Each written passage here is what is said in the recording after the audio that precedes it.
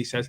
All right, let's move on to 1 p.m. Denver Broncos at Dallas Cowboys. Broncos 4-4, 2-2 on the road. Cowboys 6-1, 3-0 at home. We're at AT&T Stadium in Arlington, Texas. Offensively, the Broncos averaging 234.6 yards through the air, 103.6 through the ground. On the ground. Defensively, allowing 224.9 yards through the air and 100.9 on the ground. Dallas offense being so good this year, 302.9 yards through the air, 152 on the ground. That's second to the Browns. Defensively, they allowed 278.1 and just 88.3 yards on the ground.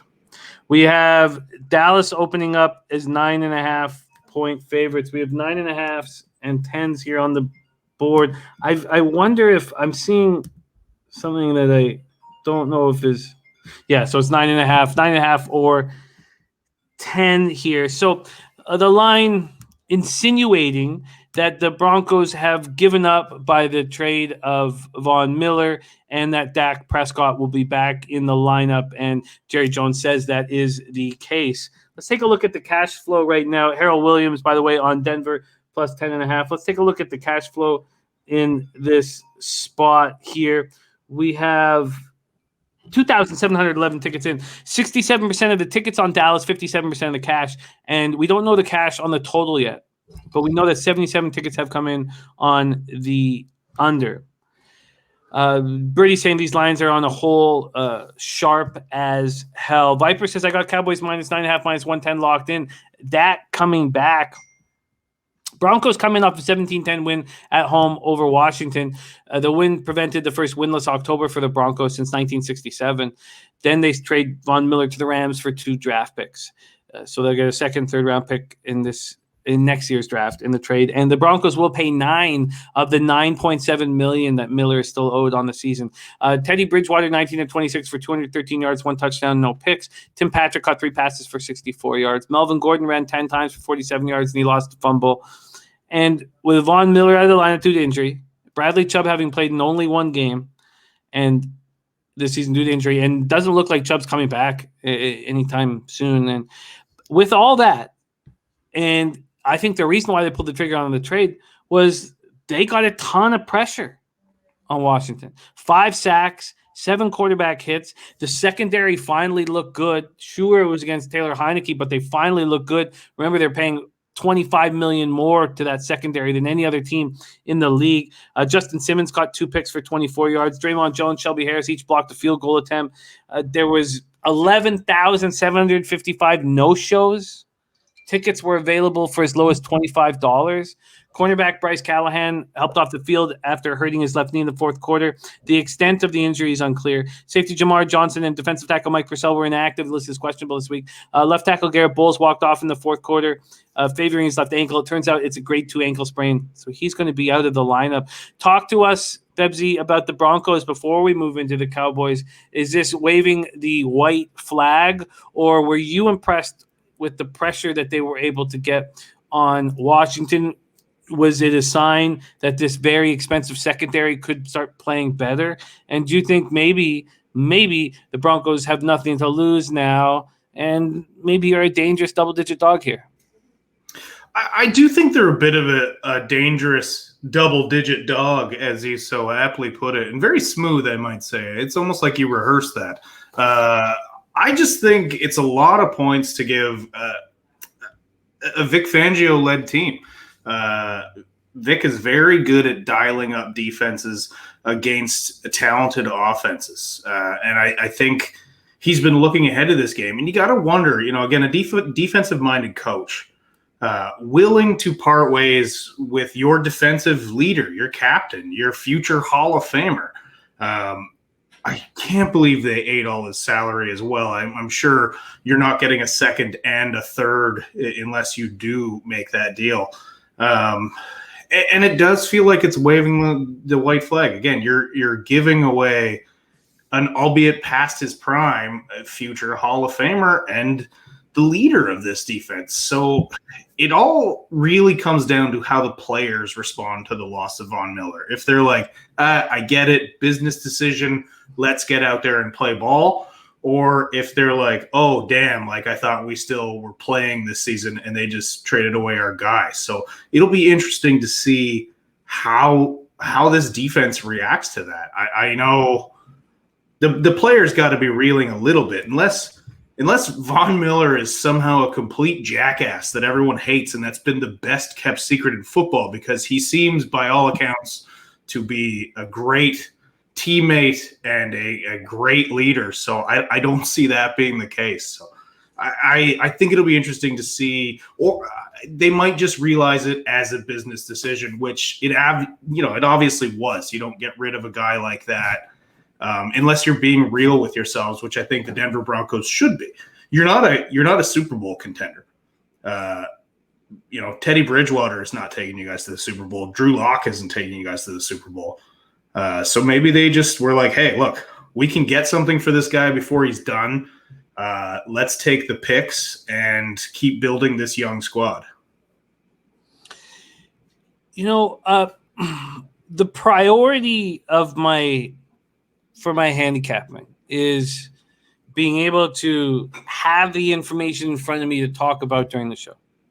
It's not to sit there and stare at my action and be certain that there's certain moves that I want to make. And what happens is on the Tuesday night show, especially, and it does happen on my own individual shows, a lot of the decisions come after we talk about it and break it down and start.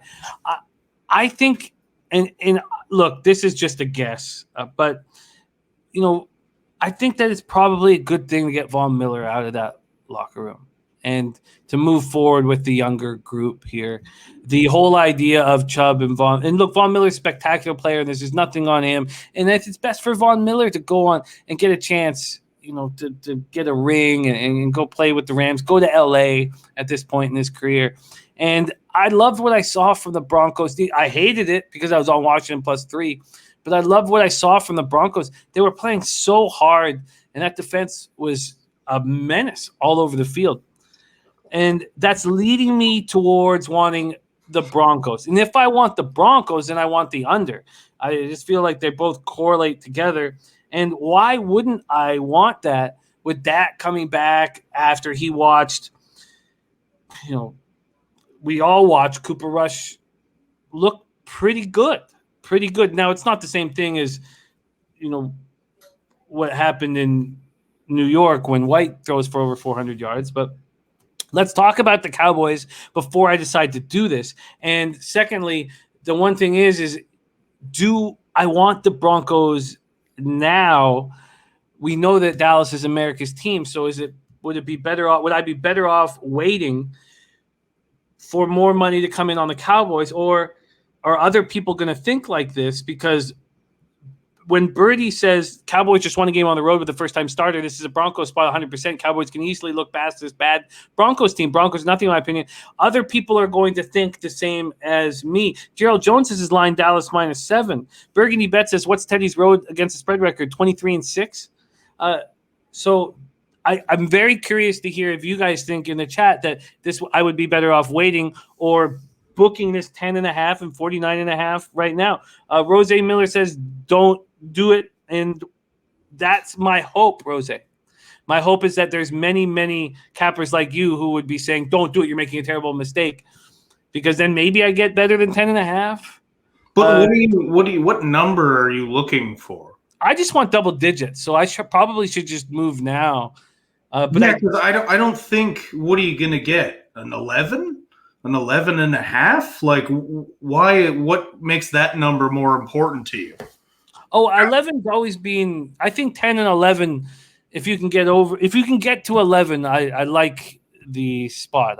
I find that 10 is very important, but 11 is important too. It is one of my numbers that I believe is key. I would much prefer 11 than 10.5, but you're making a great point, and I think I'm getting enough. Ray Charles says this game will be a smash spot for the Cowboys. See, I hope that everybody thinks that way. Cowboys coming off an impressive 2016 win at Minnesota without Dak. Jerry Jones said, we have every reason to think Prescott will be on the field for us this week.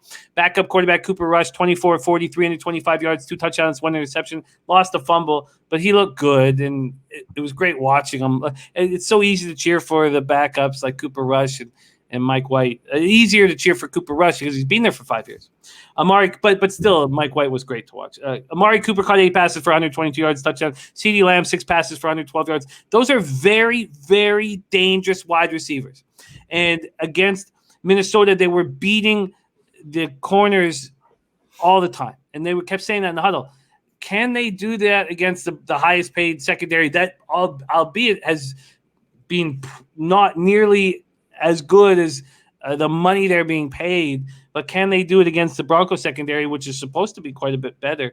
Cedric Wilson caught 3 passes for 84 yards, touchdown. Zeke ran 16 times for 50 yards, caught 4 passes for 23 yards. Micah Parsons was excellent. God, he was good. 11 tackles, 4 of which went for a loss. They got just 1 sack on Cousins, but they hit him 9 times. Vikings only got 278 yards against the defense that was allowing the second highest yards per play average in the NFL entering the week. Let me ask you that first, Bebsie. So that Cowboys defense looked really good, and they hadn't all year. Is that real what we saw? What is your expectation of the Cowboys defense moving forward? I mean, you got another good opportunity to have a great performance this week against, an underwhelming Denver Broncos offense. However, Judy looks like Judy's back in the lineup. Cortland Sutton, I think, is one of the least talked about studs in this league. So there's some talent here, and Javonte Williams really should just be getting the bulk of the carries at all times. They're not a great offense by any means. They don't really have much of an identity.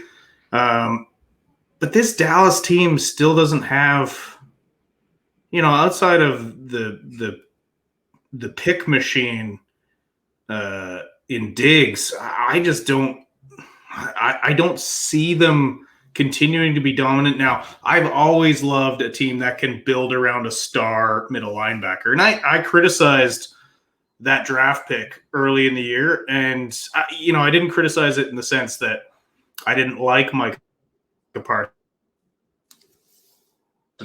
Incredible. I did that. I just thought it wasn't necessarily a need for them. But now it absolutely looks right with Jalen Smith being released. And, Van Der Esch, I've had my reservations about him since they took him. So I do like Parsons leading this defense in the right direction. I just don't know if they're there yet.